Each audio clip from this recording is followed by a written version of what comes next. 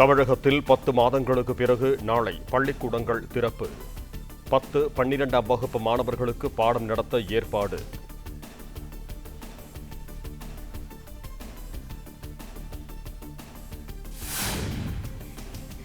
தமிழகம் முழுவதும் உள்ள 13,000க்கும் மேற்பட்ட பள்ளிகளில் தூய்மை பணிகள். பள்ளிக்கு வரவுள்ள 12 லட்சத்திற்கும் மேற்பட்ட மாணவர்களை வரவேற்க தயார் நிலை.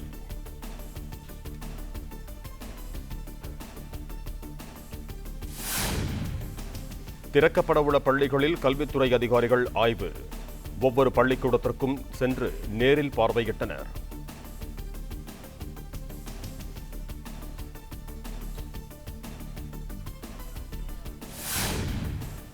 பள்ளிகளில் கொரோனா தடுப்பு நடவடிக்கை முழுமையாக செய்யப்பட்டுள்ளதா?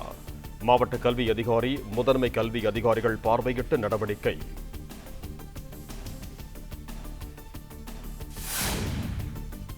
பள்ளிக்கு வரும் மாணவர்களுக்கு வழங்க 1 கோடி விட்டமின் மாத்திரைகள் தயார் நிலை. அனைத்து பள்ளிகளுக்கும் மாத்திரைகளை பிரித்து அனுப்பும் பணி தீவிரம்.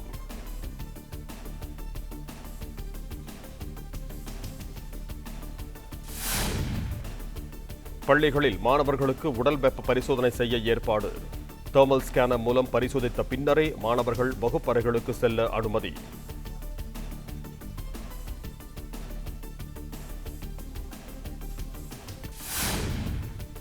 பள்ளிக்கூடங்களில் மாணவர்களுக்கு அடிக்கடி உடல் பரிசோதனை.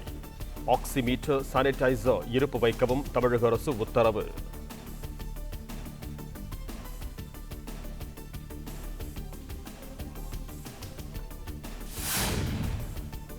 பள்ளிகள் திறக்கப்பட்ட முதல் 2 நாட்களுக்கு பாடம் நடத்தப்படாது என்று பள்ளிக் கல்வித்துறை இயக்குநர் தகவல். முதல் 2, 3 நாட்களுக்கு பொதுத் தேர்வு உள்ளிட்டவை குறித்து ஆலோசனை வழங்கப்படும் என அறிவிப்பு.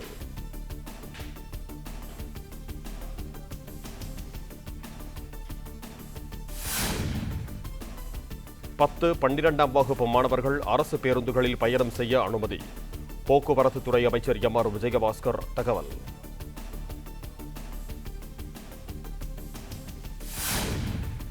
பள்ளி சீருடை அணிந்து பழைய பேருந்து பயண அட்டையுடன் வரும் மாணவ மாணவிகள் பயணம் செய்ய அனுமதி. அரசு போக்குவரத்து கழகங்களுக்கு உத்தரவிட்டுள்ளதாக அமைச்சர் எம்.ஆர். விஜயபாஸ்கர் தகவல்.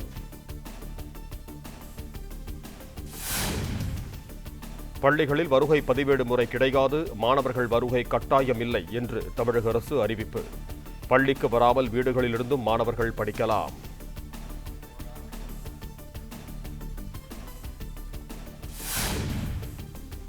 தமிழகத்தில் பள்ளிகளை திறப்பதற்கான அனைத்து முன்னேற்பாடுகளும் தயார். பள்ளிக் கல்வித்துறை அமைச்சர் செங்கோட்டையன் அறிவிப்பு.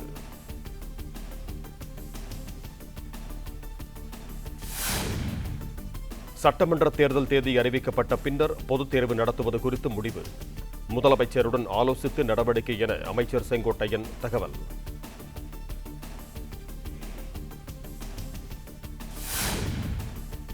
இரண்டு நாள் பயணமாக டெல்லி சென்றார் முதலமைச்சர் எடப்பாடி பழனிசாமி. பிரதமர் நரேந்திர மோடியை 19ஆம் தேதி நேரில் சந்தித்து பேசுகிறார்.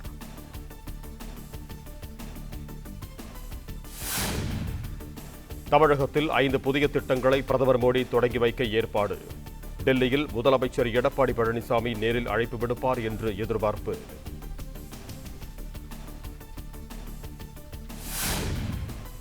மத்திய அமைச்சர்கள் அமித்ஷாவுடன் முதலமைச்சர் எடப்பாடி பழனிசாமி சந்திப்பு. தமிழகத்தில் நிறைவேற்றப்படவுள்ள திட்டங்கள் தொடர்பாக ஆலோசனை.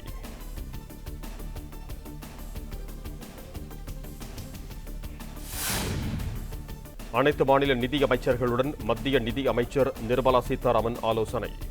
தாக்கல் செய்யப்படவுள்ள மத்திய பட்ஜெட் குறித்து காணொலி மூலம் விவாதம்.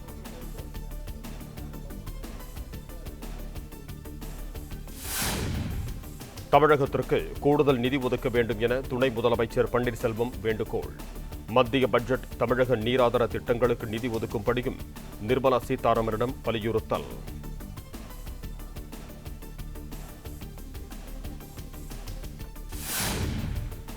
தமிழகத்தில் 20ஆம் தேதி முதல் 2 நாட்களுக்கு மழைக்கு வாய்ப்பு. சென்னை வானிலை ஆய்வு மையம் தகவல்.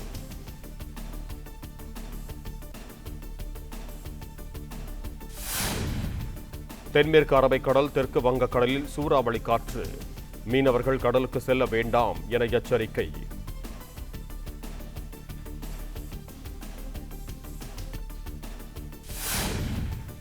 தமிழகத்தில் ஒரே நாளில் 10,000 பேருக்கு கொரோனா தடுப்பூசி.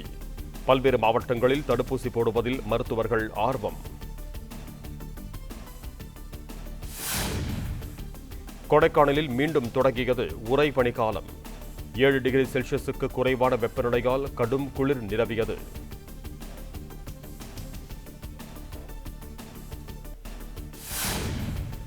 திமுக ஆட்சிக்கு வந்தால் ஒகேனக்கல் கூட்டு குடிநீர் திட்டம் சீரமைக்கப்படும். தருமபுரி மாவட்ட மக்கள் கிராம சபை கூட்டத்தில் மு.க. ஸ்டாலின் உறுதி.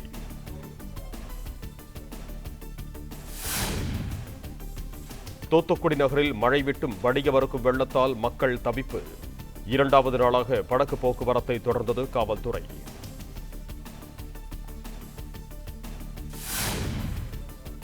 புதுச்சேரியில் 30 தொகுதிகளிலும் திமுகவை வெற்றி பெற வைக்க வேண்டும்.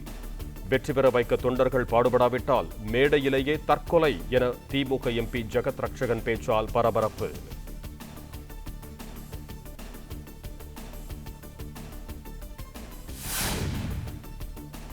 புதுச்சேரியில் காங்கிரஸ் திமுக கூட்டணி நீடிக்குமா?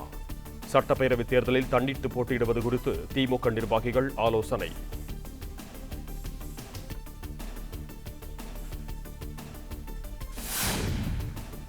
தமிழகம் முழுவதும் மார்கழி மாதம் பெய்த மழையால் ஏற்பட்ட பாதிப்புகள். நிவாரணம் கேட்டு மாவட்ட ஆட்சியர்களிடம் விவசாயிகள் மனு கொடுத்தனர்.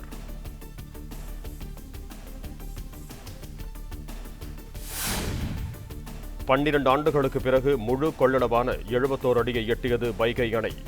வினாடிக்கு 2139 கனஅடி நீர் வெளியேற்றம்.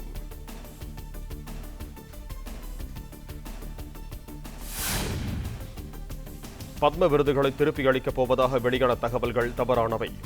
அப்படி எந்த கருத்தையும் யாரிடமும் கூறவில்லை என்று இசையமைப்பாளர் இளையராஜா விளக்கம். தமிழகத்தில் மேலும் 551 பேருக்கு கொரோனா தொற்று உறுதி. பெருந்தொற்றுக்கு சிகிச்சை பெற்ற 758 பேர் குணமடைந்து வீடு திரும்பினர். தொடர் மழையால் விருதுநகர் மாவட்டத்தில் கண்மாய்கள் அனைத்தும் நிரம்பின. பாசனத்திற்கும் குடிநீருக்கும் வரும் மாதங்களில் தட்டுப்பாடு ஏற்படாது என்பதால் மக்கள் மகிழ்ச்சி.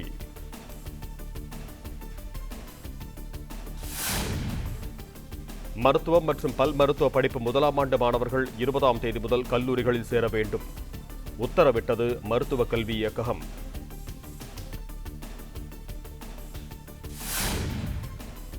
சிவகங்கை அருகே சமத்துவ பொங்கலை முன்னிட்டு மஞ்சு விரட்டு.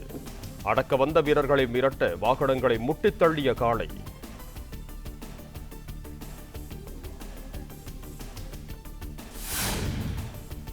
பொது போக்குவரத்தை மேம்படுத்துவதில் மத்திய அரசு புதுமையான நடைமுறைகளை கையாள்கிறது. மெட்ரோ ரயில் அடிக்கல் நாட்டு விழாவில் பிரதமர் மோடி தகவல். 27 நகரங்களில் 1000 கிலோமீட்டர் தூரத்திற்கு மெட்ரோ ரயில் பணிகள் நடைபெறுவதாக மோடி தகவல். முந்தைய காங்கிரஸ் அரசு மெட்ரோ ரயில் போக்குவரத்தில் ஆர்வம் காட்டவில்லை என்றும் குற்றச்சாட்டு. நகரங்களில் பொது போக்குவரத்தை ஒருங்கிணைத்து முன்னேற்ற நடவடிக்கை எடுக்கப்படுவதாக பிரதமர் மோடி தகவல். முந்தைய ஆட்சியில் போக்குவரத்தை மேம்படுத்த முற்போக்கு சிந்தனைகள் இல்லை என்றும் கண்டனம்.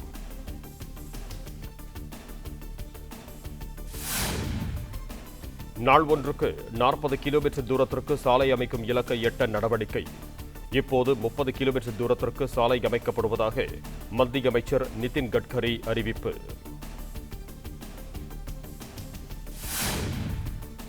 விபத்துகளால் உயிரிழப்போரின் எண்ணிக்கையை குறைக்க நடவடிக்கை. உரிய நடவடிக்கை எடுக்காவிட்டால் ஆண்டு ஒன்றுக்கு 7 லட்சம் பேர் உயிரிழக்கும் நிலை ஏற்படும் என மத்திய அமைச்சர் நிதின் கட்கரி எச்சரிக்கை.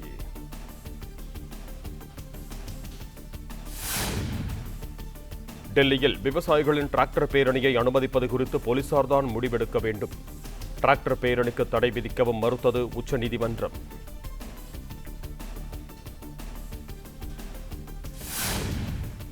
டெல்லியில் சட்டம் ஒழுங்கை காக்கும் பொறுப்பு போலீசாரின் கையில் உள்ளது என்று உச்சநீதிமன்றம் கருத்து. தலைநகரில் யாரை அனுமதிக்கலாம், யாரை அனுமதிக்கக்கூடாது என்பதை டெல்லி போலீஸ்தான் முடிவு செய்ய வேண்டும் என்றும் அறிவுறுத்தல்.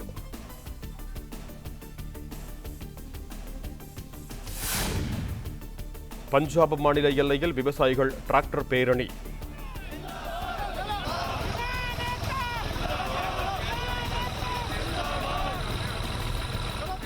டெல்லியில் பேரணி நடத்த ஒத்திகை பார்த்தனர்.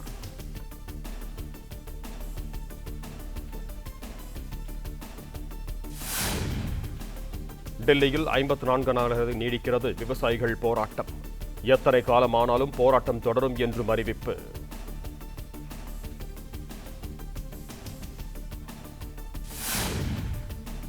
நாடு முழுக்க கொரோனா தடுப்பூசி போட புதிய விதிமுறைகள்.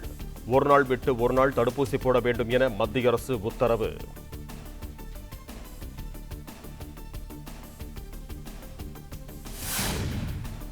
பெரிய மாநிலங்களில் வாரத்தில் 4 நாட்களுக்கு மேல் தடுப்பூசி போட மத்திய அரசு அறிவுறுத்தல். சிறிய மாநிலங்களில் 4 நாட்கள் மட்டும் தடுப்பூசி மையம் செயல்பட வேண்டும் என உத்தரவு.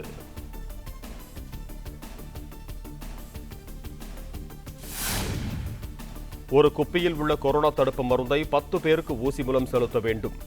மருந்து வீணாகாமல் தடுக்க வேண்டும் என்றும் உத்தரவிட்டது மத்திய அரசு.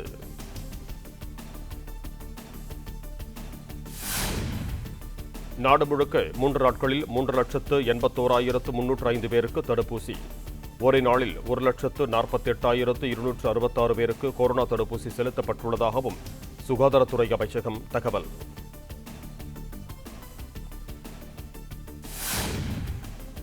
குடியரசு தின அணிவகுப்பில் ரஃபேல் போர் விமானங்களும் இடம்பெறுகின்றன. நாட்டின் வரலாற்றில் முதல் முறையாக போர் விமான அணிவகுப்பில் பங்கேற்று சாகசம் செய்கிறார் இந்திய பெண் விமானி பபானா காந்த்.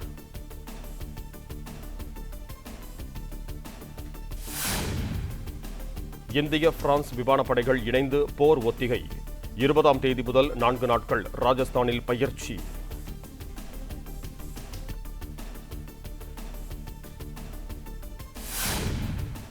ஐந்து மாநிலங்களில் கோழி பண்ணைகளில் பறவை காய்ச்சல் தொற்று கண்டறியப்பட்டுள்ளதாக மத்திய அரசு தகவல்.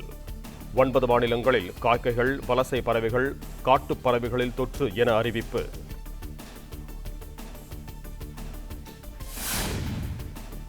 இந்திய இளைஞர்களுக்கு ஜப்பானில் வேலைவாய்ப்பு வழங்கும் புதிய ஒப்பந்தம் கையெழுத்து. திறமையான பயிற்சி பெற்று படித்த இளைஞர்களுக்கு புதிய வாய்ப்புகள் கொட்டிக் கிடப்பதாக ஜப்பான் அறிவிப்பு.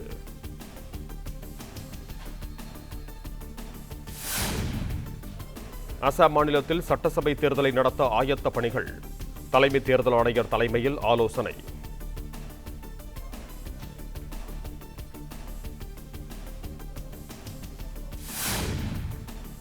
தலைமை தேர்தல் ஆணையர் சுனில் அரோரா 20ஆம் தேதி மேற்கு வங்கத்தில் ஆய்வு.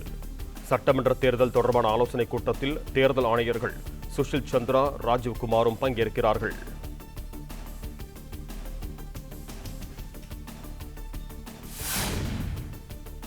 விஜய் மல்யாவுக்கு எதிராக பிறப்பிக்கப்பட்ட நோட்டீஸ் குறித்த அனைத்து தகவல்களை அளிக்க வேண்டும்.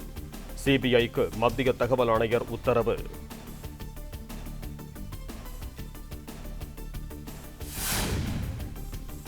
₹1 கோடி லஞ்சம் வாங்கிய ரயில்வே துறை உயரதிகாரி கைது. ஒப்பந்தம் வழங்க பணம் வாங்கியவரை பிடித்தது சிபிஐ.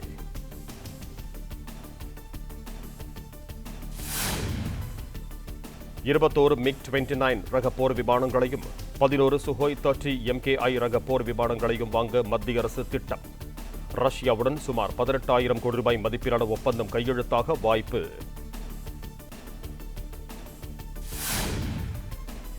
அடுத்த சில வாரங்களில் அண்டை நாடுகளுக்கு கொரோனா தடுப்பு மருந்துகள் ஏற்றுமதி.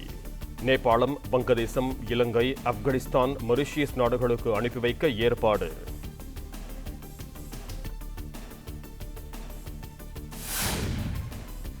டெல்லி, ஹரியானா, பஞ்சாப், ராஜஸ்தான், உத்தரப்பிரதேஷ் மாநிலங்களில் கடும் குளிர். வடக்கு ரயில்வேக்கு உட்பட்ட பகுதிகளில் 26 ரயில்கள் பல மணி நேரம் தாமதம்.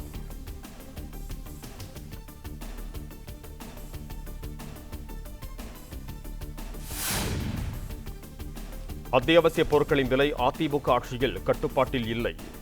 எடப்பாடி அருகே நடைபெற்ற மக்கள் கிராம சபை கூட்டத்தில் திமுக தலைவர் மு க ஸ்டாலின் குற்றச்சாட்டு.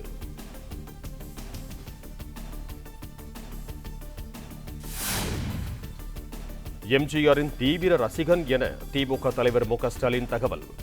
எம்ஜிஆர் படங்கள் வெளியான காலத்தில் தவறாமல் ரசித்து பார்த்ததாகவும் பேச்சு.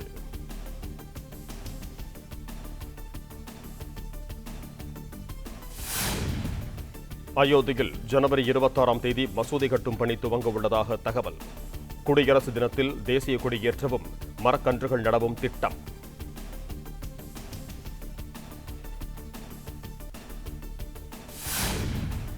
கொரோனா காரணமாக நடப்பாண்டு தேர்வுகளை தள்ளி வைக்க வேண்டும்.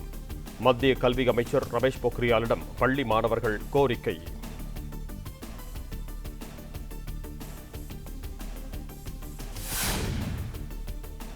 அருணாச்சல பிரதேசத்தில் எல்லைக்கு அருகில் புதிய கிராமத்தை அமைக்கிறது சீனா.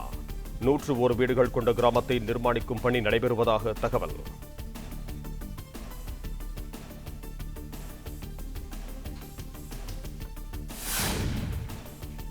சீனா அமைக்கும் புதிய கிராமம் குறித்து செயற்கைக்கோள் புகைப்படங்கள் மூலம் அறிந்துள்ளதாக இந்திய அரசு தகவல். இறையாண்மைக்கு ஊறு விளைவிக்கும் எந்த செயலையும் அனுமதிக்க முடியாது என்று திட்டவட்டம்.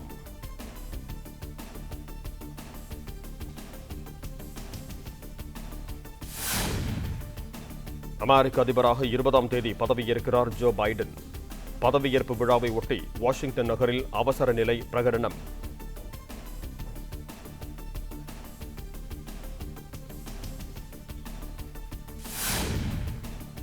ராணுவத்தின் கட்டுப்பாட்டில் கொண்டுவரப்பட்டது அமெரிக்க தலைநகரம்.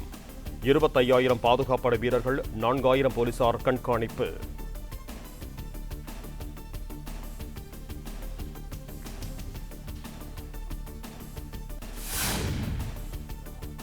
ஜோ பைடன் பதவியேற்பின் போது ட்ரம்ப் ஆதரவாளர்கள் தாக்குதல் நடத்தலாம் என அமெரிக்க உளவுத்துறை எச்சரிக்கை.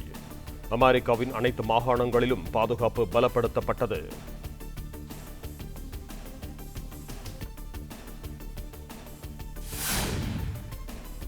இலங்கையின் வான் பாதுகாப்பை வலுப்படுத்த இந்திய அரசு உதவி. பல்லாயிரம் கோடி ரூபாய் மதிப்புள்ள ரேடார் பாகங்களை இலவசமாக வழங்கியது.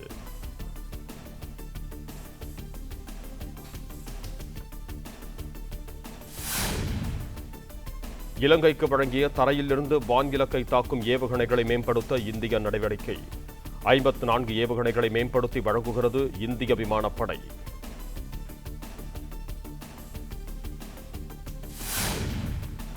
ட்ரம்பின் பிரியாவிடை நிகழ்ச்சியில் பிரம்மாண்ட ராணுவ அணிவகுப்பு நடைபெறாது. கோரிக்கையை நிராகரித்தது அமெரிக்க ராணுவ தலைமையகமான பென்டகன்.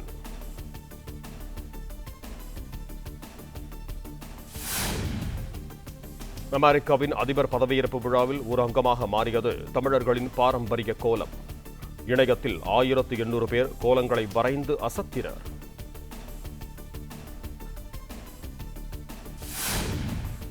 அணுசக்தி ஒப்பந்தத்தில் அமெரிக்கா மீண்டும் இணைய உள்ளதாக தகவல். ஈரானுடன் பேச்சுவார்த்தை தொடங்கியிருப்பதாக இஸ்ரேல் அறிவிப்பு.